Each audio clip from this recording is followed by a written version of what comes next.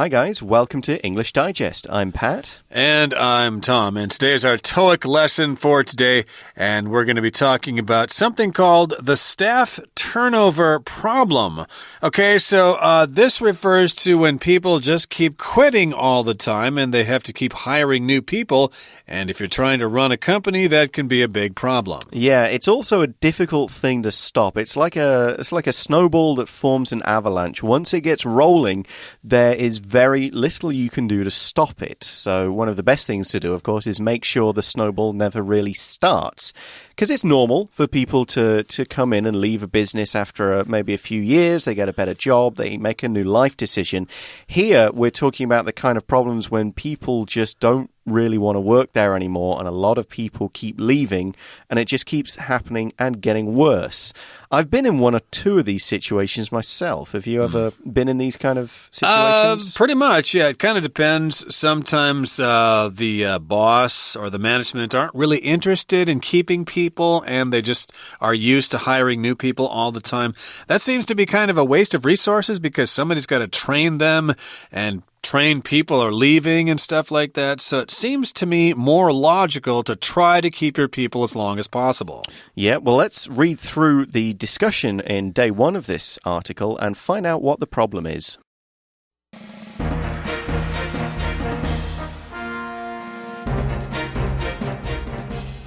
Hi, Angela.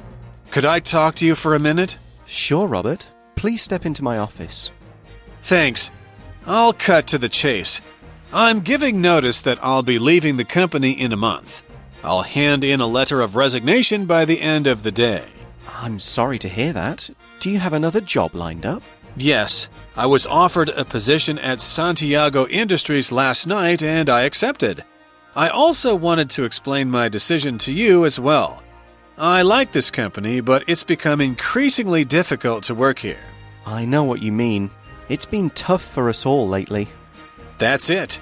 A lot of experienced people have left, and some of the new people that are hired don't stay for very long. I've had to cope with a heavy workload for months and still find the time to help train new employees. Well, we'll be sorry to lose you, Robert. Thank you for sharing your reasons with me. Later that day. We need to talk about the high staff turnover rate, Tom. Robert quit today as well. That makes 6 in the last 4 weeks. Did Robert tell you why he's quitting? The turnover rate itself is part of the problem. Robert also emailed me to explain that many people are finding it hard to work with Jason. Several people have quit because of him. I think we need to review Jason's job performance. Okay, so that's our article, and as the title suggests, it's all about the staff turnover problem. Now, we use this word staff to mean all the people who work for an organization. We could talk about a member of staff. We could talk about the staff getting together. So it's both the workforce and the people in the workforce. It's got a couple of sort of meanings. You can use it in a few different ways. Right, and also remember that staff refers to the whole group of people, not the individual members. Yeah, we can't say he is, we sort of could say he is a staff here as a kind of very casual sort of meaning, but really we should say the staff meaning the whole group.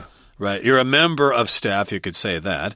And we have a turnover problem. Turnover means people quit and they hire new people. People are coming and going all the time. You could say, oh, there's a lot of turnover in that company. Maybe you could apply for a job. Maybe there'll be an opening or something.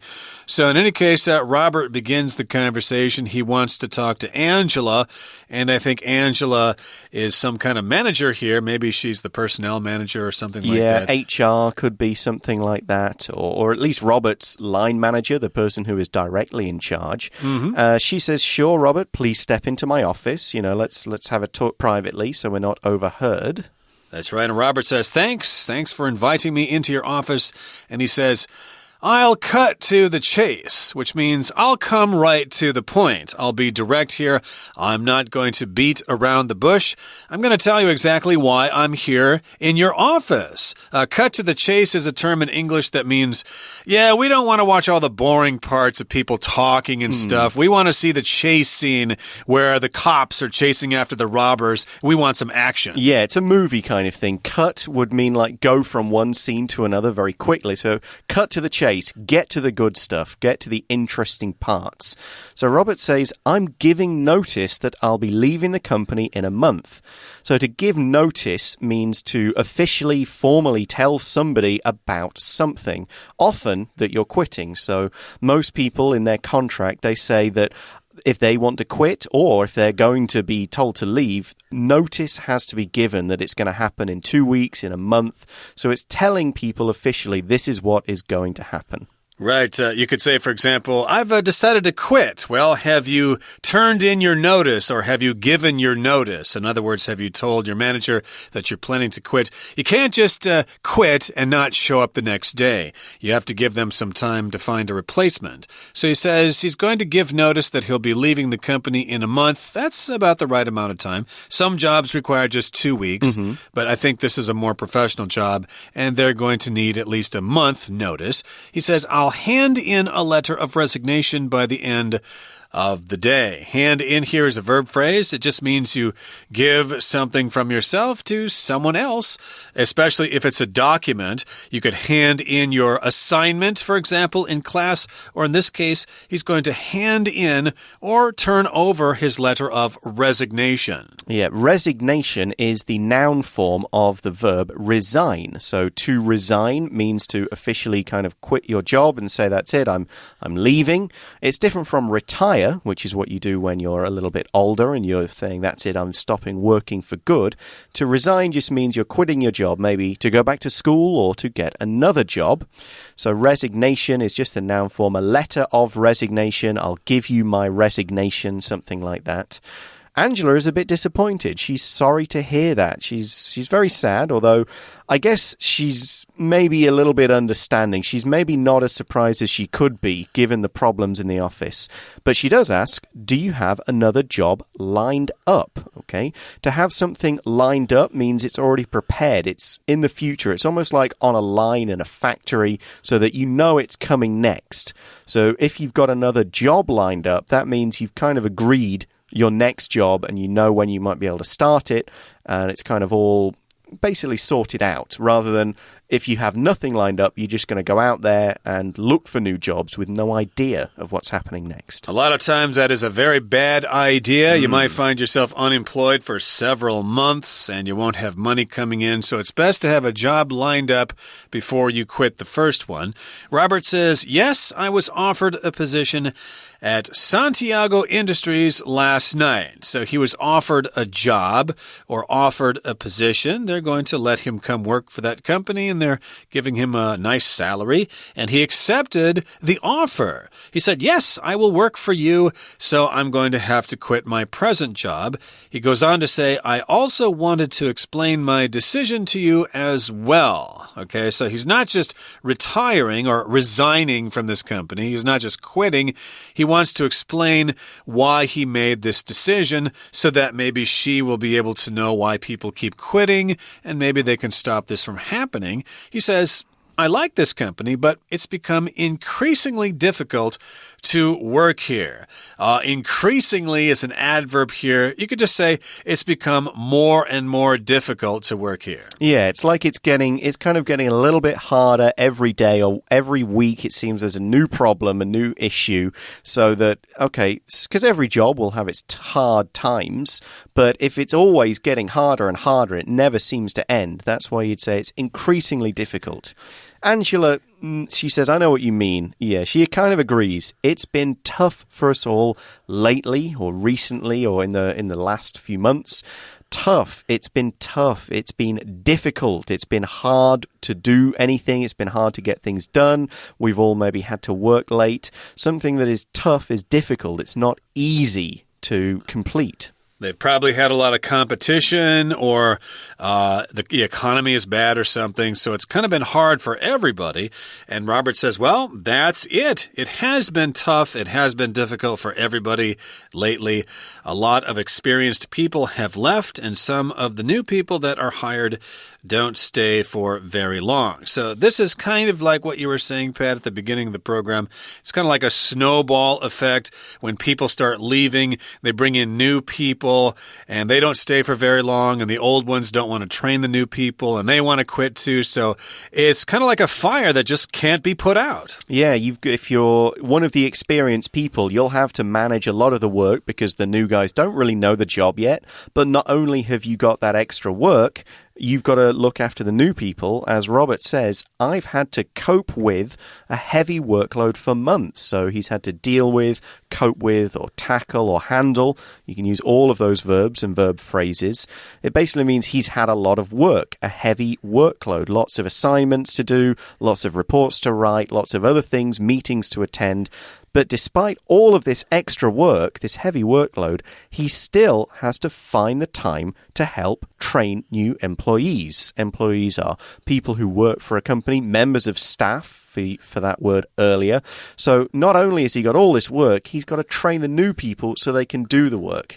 I've kind of been in similar situations, and other people I know have as well. It's really tough to kind of do both jobs at once and get everything done. Exactly, but hopefully there will be light at the end of the tunnel and you get the new people trained, and later on your job can be smooth, although, as we said, it's probably not going to happen because of high turnover. Well, Angela says, well, we'll be sorry to lose you. We're going to regret that you're going to quit. And thank you for sharing your reasons with me. So she's very appreciative here. He could have just quit and didn't tell her why he was quitting, but she appreciates his telling her so that they can maybe consider this when they hire new people in the future. Okay, so the dialogue then goes to later that day. So later in the afternoon, Angela is now going to talk possibly to her superior, her manager, someone higher up in the company, or at least somebody else with a managerial kind of role, Tom. And she says, we need to talk about the high staff turnover rate, Tom. You know, we can't keep ignoring this. We've got to do something about this. Robert quit today as well. So we've used this word quit. If you quit, you stop doing something, and we use it a lot to talk about leaving a job. You say this person has quit or will quit or is thinking about quitting. The interesting thing about the word quit is that here in Taiwan, I've heard people say quitted in the past tense, and I think that sounds really weird because I don't say that. Quit is present and past tense for me, but I did look it up in the dictionary, and I guess in some places it is acceptable. Do you say quit in the past tense? We'd probably just say quit. He quit his job. It's one of those, there are several verbs with two past tense forms, and both are usually acceptable, like leap has the past tense leaped with ed, but also leaped just with a t. Both are acceptable. Yeah, that's true. I don't know which one I would use there myself, but here I'm most comfortable using the past tense quit. So Robert quit his job today as well, and that makes 6 in the last 4 weeks. So that means that's a total of 6 people who have quit in the last 4 weeks, and we don't really know how big this company is, but that sounds like a pretty high number of people quitting. And yes, I've worked for companies before where I don't really quit so much, but other people keep coming and going, so I can't keep track of their names. Who are you? Who are you replacing, etc.? So that would be something you would see in a company with high turnover. Yeah. Now, of course, you need to get to the reasons why. So Tom asks, did Robert tell you why he's quitting? You know, fair enough, he's quitting. We can't do anything about it. Let's try and stop it now. So what's the problem? What's going on?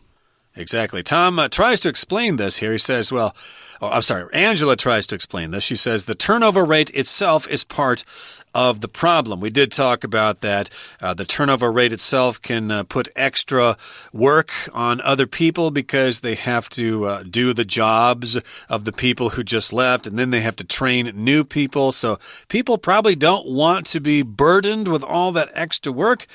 And Tom goes on to say the turnover rate. He also goes on to say, Robert also emailed me to explain that many people are finding it hard to work with Jason. Ooh, this can be a problem in different companies. If there's someone there that nobody really likes, okay, evidently in this company there is a person by the name of Jason. And I guess very few people can get along with this guy. He's probably got a management style that nobody really understands, or maybe he's like a friend of the boss or a relative, and he really isn't really qualified for the position, so he's difficult to work with. Yeah, another thing, of course, to mention about a turnover rate being a problem is it creates a kind of a negative atmosphere at the job. So if you know a lot of people are leaving and quitting, then you start to think about the same thing as well, as there's this kind of feeling that this company is not going in the right direction. You know, people keep coming and leaving. The people who are staying are finding it hard. People, instead of talking about their work, are kind of complaining and bringing the atmosphere down. And it's hard to keep going in those situations. Tom's idea at the moment, amongst others, hopefully he has to deal with it, is saying, I think we need to review Jason's job performance. So if you review something, you look at something that's already happened or that's already been done, and you kind of look at it in detail, and you think, okay, give it some criticism. What was good? What was bad? What can be improved upon? You know, what can we do about it? How are we going to improve it? That kind of thing. So they're going to review the job performance. Your performance is how you perform, how you do, how successful are you at this particular job? Do you do well? And so on. So what they're saying is they're going to have to look at what Jason's been up to the last few months, you know, what other people have said about him, maybe talk to some of the other managers or staff. Okay. It's interesting that Robert emailed about this rather than spoke to Angela about it, possibly so they've got it all down in writing. And so they can kind of use that rather than spoken word, which, you know, you can forget about and it's harder to use. But if it's in writing, then you can go, okay, this is what this person said. We've got it here.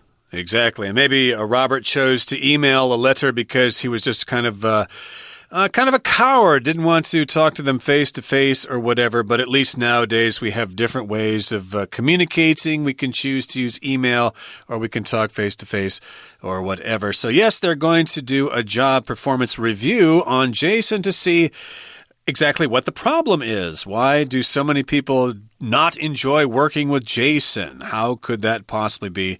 And of course, all of us from time to time do get a job performance review to make sure that we can keep our jobs. Okay, that brings us to the end of our discussion now. It's time to hear from our Chinese teacher. Hi everyone, my name is Jenny. 今天我们看的是第7单元。好，这是多益的文章。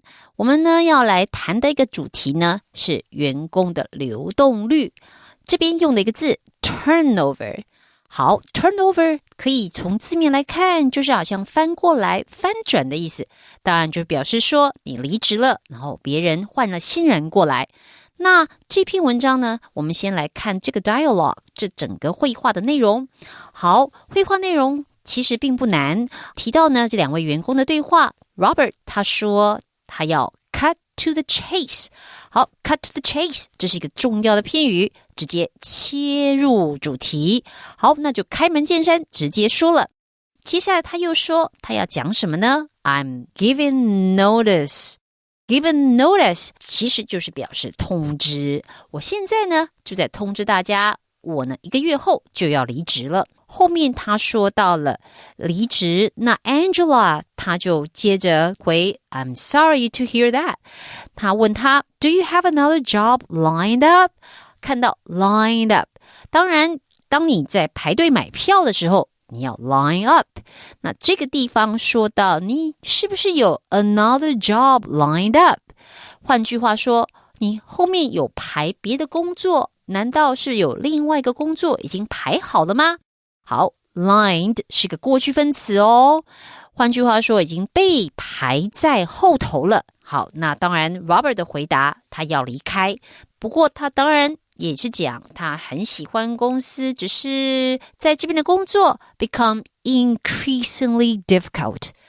increasingly 常常就是放在一个形容词的前面，它当然是表示越来越增加的。换句话，也就是我们的像比较级的用法一样是 more and more difficult， 你可以说 increasingly difficult。 好咯，那 Angela 了解了之后，那安慰她 It's been tough for us all lately。 Lately 我们看到这个字表示最近，而你用到 lately 最近的时候，通常时态就是用现在完成式，所以是 It's been tough 现在完成式。那接下来呢Robert 就说，其实其他人也离开了，他就变成工作很重，不但工作之外还要找时间训练员工，这原来就是他想离开的原因。好，那我们来看看你要应付繁复的工作这个片语 cope with。 我们提到处理，提到应付，有很多的片语 cope with 就跟 deal with 一样，或者是另外一个动词 handle， 这些都可以用好，那我们再来看后来他们又有什么样的对话呢？接下来这一边他就是 Angela 在跟其他的办公室的员工聊天，他说 We need to talk about the high staff turnover rate。 我们知道 turnover 这个字已经提到是讲流动，那 high staff turnover rate 换句话说，这个员工的流动率实在是很高，这个真是个问题呢。他提到 Robert quit today as well. That makes 6 in the last 4 weeks. 好，我们在这边的片语里面make 6， 换句话说，这样算下来，这已经是第6个了。在接下来的对话里面， Tom 问了为什么他要辞职， Angela 就跟着讲其实流动率这本身是一个问题，但是他还提到还有一个原因是有一个人叫 Jason。 好，我们来看这句话， Robert also emailed me to explain that many people are finding it hard to work with Jason。 好， find it hard to work with Jason， 我们在英文里面有时候会用 it 这个虚受词，然后呢它在这个句型里其实代替的就是后面的不定词片语，也就是真正当作受词的其实是指和 Jason 共事这件事情。很多人发现这件事还蛮困难的。我们常常看到有一些固定的动词，像 find 像 make 都会这样用哦。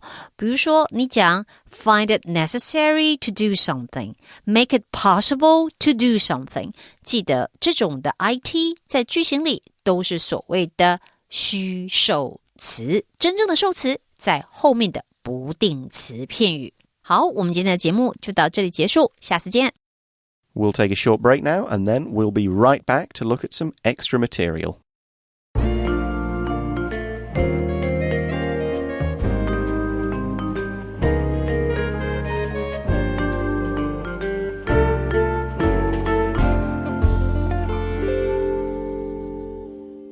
Okay, guys, we're going to start off with a few extra dialogues that could have been part of one or other of these conversations. This first one looks like it's Angela and Robert. Angela may be asking, are there any reasons why, or are there any other reasons why you're leaving? And B, or probably Robert, saying, well, to be honest, my new job offers me a better benefits package. Benefits include several things, as well as just the salary, the wages, how much you get paid. It could also be holidays, flexible hours. It could be working from home. It could be maybe things like a company car or expenses account if you're a traveler for your job. So basically, the all-round things he gets from this job, also pensions, even shares in a company, it's a little bit better than what he's got at the moment, which is an attractive reason to move. Absolutely. And usually a package is some kind of a box that you receive in the mail. But here, a benefits package is like a whole bunch of different kinds of benefits together. Some of the things you mentioned there, flexible working hours, a company car, paid vacation, maybe dental care, things like that. So yes, his new job will offer him better benefits. So that's why he's leaving the first company. Now, let's move move on and talk about the next conversation. I guess this could be a question that... Angela is asking to Tom, who I guess is a manager higher up, what can we do to prevent people from leaving? And the answer, we need to give people more opportunities to develop and learn new skills. Okay, we'll talk about this a bit more in tomorrow's lesson, but let's just say for now that things like that, kind of the idea to improve your own skills and abilities and develop your career is a really good reason to stay with a company. More about that tomorrow. Let's look at the third extra dialogue where one person says we should hold meetings with team leaders to discuss some of the problems in each department, and see what's going on, have meetings. Probably a good idea. And the other person says, yeah, good idea, but we need to talk to the team members as well in case the leaders are part of the problem. Yeah, in case just means if that's the case, in this situation. So it's important to talk to the leaders, but it's also good to talk to the team members in case it's actually the leaders who are causing some of the problems. We mentioned Jason in the original article. So you can't only talk to the managers because sometimes you need to talk to the ordinary workers who are doing most of the stuff and are probably quitting more often to find out what they think. Yeah, and I'm sure they're going to be complaining about each other. The leaders are saying all these people are lazy and they take time off all the time, whereas the employees may say, the managers, they only think about themselves. They just want to make money and they keep toadying up to the boss all the time and they don't care about us. So these are some examples of conversations you might hear when they're trying to figure out why a company has high turnover. Now, let's move on now to our discussion question. We'll kind of make this a little more personal here, Pat. Let me ask you this question. Have you ever quit something like a job, a group, or a band? What happened? Well, I guess as everyone does, I've had 2 or 3 different jobs during my career, and so I've had to leave the previous jobs one way or the other. And mostly it's been pretty good. Sometimes it was kind of like I knew that I wasn't going to stay. It wasn't working out for me. I wasn't too happy. And so I just took sometimes it was a conversation with a manager and just to say, look, I'm sorry, I've got other plans. It's not working out for me. So I'm just going to leave, and let's kind of leave it at that. I didn't quit in a bad way. I guess I quit in good ways, so I never had to burn any bridges or have any problems. I've never been in a band to quit it, and I'm still a member of all the theatre groups I'm in. I've never quit any of those, so it's only jobs for me. How about you? Cool. Yeah, I've quit jobs, but because I was moving on to something else, and it's always a good idea to give proper notice so that you're not burning bridges, so that you can use those people as references in the future. I did quit a band one time, a long time ago, mainly because the guitar player just didn't know how to count. Oh. He was playing one song and he was getting the notes all wrong. They were dotted quarter notes, but he was playing them as if they were just quarter notes. I kept telling him, no, you got to hold those notes out longer. How can I keep the beat if you keep doing that? So in that case, I did quit a band. But we all have similar stories in which we quit a job or a band, and you can all discuss that amongst yourselves. Okay, well, we have come to the end of today's article. Join us again tomorrow for a closer look at dealing with staff turnover problems. But for now, for English Digest, I'm Pat. And I'm Tom. Thanks for listening. Bye-bye. Bye.